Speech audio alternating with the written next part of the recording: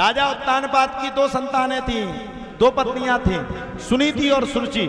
सुनीति के गर्भ से ध्रुव जी महाराज का जन्म हुआ। बोलो ध्रुव जी महाराज की जय।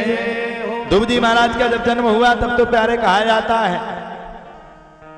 दूसरी रानी का नाम था सुरुचि। सुरुचि रानी राजा के साथ रहती थी, और सुरुचि नाम की रानी जब राजा के साथ रहती थी तो एक दिन की बात है, भगवान से मिलने के लिए, अपने पिता से मिलने के लिए ध्रुव जी महाराज चल पड़े। माता ने पकड़ करके ध्रुव जी महाराज को भगा दिया। ध्रुव जी महाराज को अत्यंत क्रोध आया और जंगल में जाकर के भगवान की भक्ति करने लगे। जब ध्रुव जी महाराज जंगल में जाकर के भगवान की भक्ति करने लगे तब ध्रुव जी महाराज ने इतनी भक्ति की, इतनी भक्ति की, इतनी भक्ति की कि भक्ति की शक्ति के कारण श्री ध्रुव जी महाराज वो मात्र 6 महीने में भगवान मिल गए, और 36,000 वर्ष तक ध्रुव जी महाराज ने पृथ्वी लोक पर राज किया। बोलो सच्चिदानंद भगवान की जय। धीरे धीरे करके कथा और आगे बढ़ी। प्रियव्रत का चरित्र आया। प्रियव्रत के पावन वंश में ऋषभदेव जी का जन्म हुआ। ऋषभदेव के वंश में आगे चल करके सप्तद्वीप नौखंड की रचना हुई, और आगे चल करके भरत का भी चरित्र आया। भरत के भी 3 जन्म की कथा है, भरत, मृग और जड़ भरत। इसके बाद आगे चल करके अजामिल नाम के पापी की भी कथा आई। अजामिल की कथा के बाद अब महाराज प्रहलाद जी का चरित्र आ गया। महाराज कश्यप की 2 पत्नियां थी, दिति और अदिति। दिति के गर्भ से राक्षसों का प्रादुर्भाव हुआ, और अदिति के गर्भ से देवताओं का प्रादुर्भाव हुआ। दिति के गर्भ से 2 संतानें हुई, हिरण्याक्ष और हिरण्यकश्यपु। हिरण्याक्ष बड़ा पापी था, भगवान ने अवतार लेकर के उसका उद्धार किया। सो हिरण्यकश्यपु को मन ही मन में बात लग गई कि छोड़ूंगा नहीं। हिरण्यकश्यपु ने भैया खूब भगवान का व्रत धारण किया। ब्रह्मा जी ने दर्शन दिए, सो पूछ लिया ब्रह्मब्रूयाद, वर मांगो। वर मांगने की बात कही तब हिरण्यकश्यपु ने मांगा कि हम अमर रहे। भगवान ने कहा भैया एक समय के बाद तो अमर हम नहीं रह पाते, तुम कैसे रहोगे? यहां पर कोई अमर नहीं रह सकता है। इतनी बातों को सुनकर के ब्रह्मा जी ने कहा कोई दूसरा वरदान मांगो। हिरण्यकश्यपु ने कहा ना दिन में मरूं, ना रात में मरूं, ना सुबह मरूं, ना शाम के मरूं, ना पृथ्वी पे मरूं, ना आकाश में मरूं। आपके बनाए हुए किसी भी जीव जंतु से न मरूं, आपके बनाए हुए हफ्ता में से किसी दिन में न मरूं, आपके बनाए हुए 12 महीने में से एक भी महीने में न मरूं। भगवान ने कह दिया तथास्तु। तथास्तु कह करके भगवान चल पड़े। अब सुनो साहब, हर पापी के घर में एक संत का जन्म होता है। अब देखो साहब, भगवान को उद्धार करवाना था, सो 3 संतानें हुई, आह्लाद, सोहलाद, और उसी हिरण्यकश्यपु के घर में स्वयं प्रहलाद जी भगवान, स्वयं प्रहलाद जी महाराज का प्रादुर्भाव हो गया। और कहा भी गया जिसने हरि गुण गाए,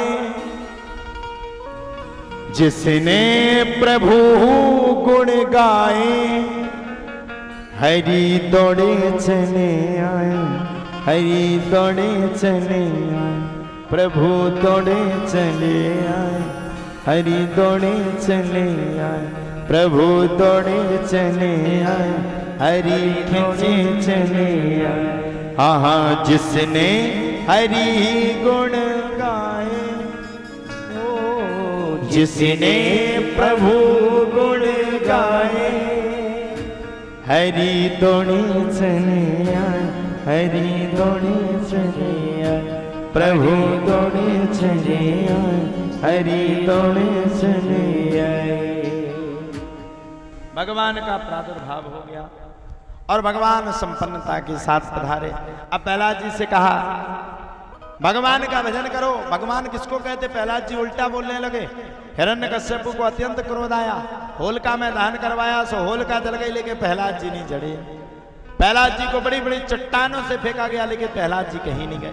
एक दिन तो हिरण्यकश्यप ने परेशान होकर के प्रहलाद से पूछा, आखिरकार बता तेरा भगवान कहाँ है? मैं तेरे भगवान को सुनना चाहता हूं।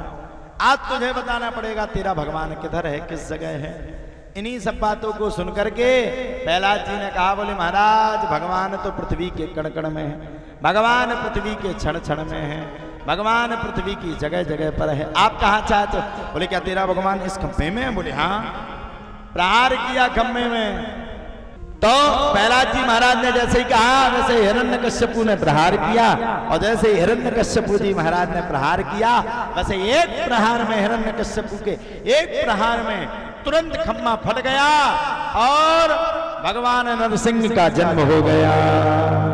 बोलो नरसिंह भगवान की जय।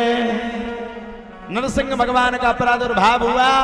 भगवान नरसिंह ने गिड़गिड़ाते हुए बड़े प्रेम के साथ नख लगा करके हिरण्यकश्यपु को छीनना प्रारंभ कर दिया और एक सांस में हिरण्यकश्यपु के उदर पर प्रहार किया और अपने आप उदर फट गया और हिरण्यकश्यपु का उद्धार हो गया। बोलो सच्चिदानंद भगवान की जय। प्रहलाद जी महाराज रुदन करने लगे। भगवान नरसिंह बड़े क्रोध में आ गए।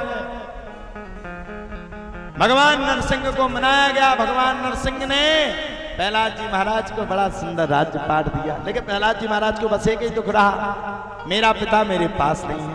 और सच्चा पुत्र वही है जो अपने माता पिता के उपकार को माने। आगे चल करके गजेंद्र मोक्ष की कथा आई, देवासुर संग्राम की कथा आई, और देवासुर संग्राम के बाद आज कथा सुनाते सुनाते सुनाते 4 दिन हो गए थे। सुखदेव बाबा ने राजा परीक्षित से पूछा, हे राजा परीक्षित अब बताओ मैं तुम्हें आगे की कौन सी कथा सुनाऊं। तब राजा परीक्षित ने कहा, बोले भगवान अब आप मुझे कृष्ण जन्म की कथा सुनाओ। लेकिन सुखदेव बाबा ने कृष्ण जन्म की कथा को सुनाने से पहले राम जन्म की कथा को सुनाया। क्यों सुनाया अब सुन लो। भगवान कृष्ण की है महाराज जी 16,108 पत्नियां हैं, और तुम्हारी अगर 5 ही हो गई तो किड़कों को करके खा जाएगी। एक कहेगी बाजार जाना, एक कहेगी मायके जाना, एक कहेगी डिवोर्स देना, एक कहेगी मरना है, एक कहेगी फांसी लगाना। तो चरित्र तो सुनो भगवान कृष्ण का और मर्यादा रखो। मर्यादा किसकी रखो? मर्यादा रखो राम की। भगवान श्रीमन्नारायण प्रभु के दिव्य नाभि कमल से ब्रह्मा जी का जन्म हुआ। ब्रह्मा के बेटा मारीची, मारीची के बेटा कश्यप, कश्यप के बेटा विवस्वान, इन्हीं से चला सूर्यवंश। विवस्वान के बेटा सूर्य हुए, जिनके सिद्धादेव नाम के आदि इत्यादि पुत्र हुए। इन्हीं के आगे वामन वंश में आगे चल करके युवनाश हुए, जिन्होंने ब्रह्मवंश अभिमंत्रित जल को पी लिया था। इसलिए युवनाश के ही उदर से मानधाता का जन्म हुआ। मानधाता के सत्यवत, सत्यवत के वंश में हरिश्चंद्र, हरिश्चंद्र से रोहित, रोहित से बाहुक, बाहुक से सगन नामक सगर के 60,000 पुत्र हुए। अश्वमेघ का घोड़ा इंद्र ने चुरा करके भगवान कपिल देव जी के आश्रम में बांध दिया, तो सगर पुत्रों ने भगवान कपिल देव को चोर समझ करके अपशब्द बोलने लगे और कहने लगे, इस पाखंडी को देखो, हमारा घोड़ा चुरा करके आंखें बंद करके बैठा है। कपिल भगवान ने नेत्र खुल गए और सगर के 60,000 पुत्र जल करके राख में ढेर हो गए। अब इनका कैसे उद्धार हो?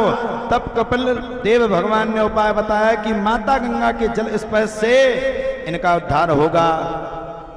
तब सगर पुत्र के असमंजस, असमंजस के अंशुमान, अंशुमान के पुत्र दिलीप, दिलीप के पुत्र भागीरथ, और भागीरथ से गंगा मैया का प्रादुर्भाव हुआ। बोलो गंगा मैया की जय। भागीरथ के पीछे गंगा चलते हुए इन्हीं के आगे वंश में सभी सगर पुत्रों का उद्धार हुआ। श्री शुक्राचार्य जी कहते हैं, परीक्षित इन्हीं भागीरथ के वंश में राजा ऋतुपर्ण, ऋतुपर्ण के सौदास, सौदास के असमत, असमत के नारी कवच, नारी कवच के खटवांग, खटवांग के पुत्र दिलीप, और दिलीप के पुत्र रघु, जिससे चला रघुवंश। रघु के बेटा अज, अज के बेटा दशरथ, और दशरथ के यहाँ प्राय संतान की समस्या थी। दशरथ जी महाराज ने बड़ा सुंदर पुत्रेष्टि यज्ञ करवाया। चैत्र के महीने में ठीक 12 बजे दिन पर भगवान राम का प्रकटोत्सव हो गया।